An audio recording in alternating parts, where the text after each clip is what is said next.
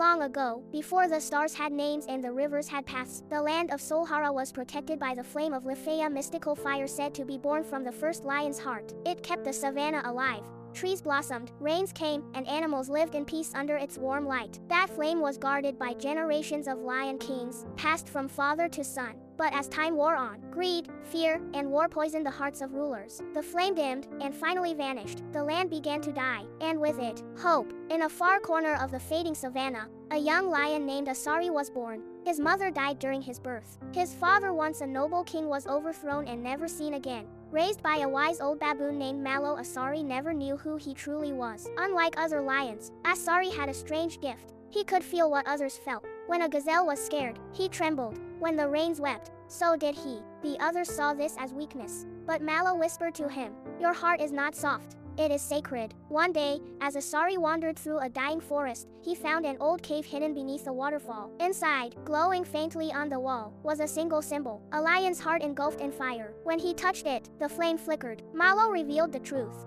Asari was the last heir of the true Lion Kings, the only one who could restore the flame of life. But the path was perilous. To reignite the flame, Asari had to 1. Climb the mountain of echoes, where he would face the voice of every past king. 2. Cross the river of regret, where his worst memories would try to drown him. 3. Defeat the beast of silence, a creature made from forgotten prayers and broken promises. Along the way, Asari gathered unlikely companions. Luma, a feisty meerkat who had lost her family to fire. Koro, a blind elephant who could see truth with his heart. Nyoka, a snake who once served the usurper king, seeking redemption. Together, they faced storms, monsters, betrayal, and the darker parts of themselves. At the peak of the final mountain, Asari stood before the shrine of the first flame, but it would not light. A voice echoed, "Only when a lion gives everything, not for power, but for others, will the flame return." And so, Asari made the ultimate sacrifice. He gave up his life to save a young cub trapped in a fire below the mountain. The moment he leapt, flames burst into the sky, not of destruction, but of life.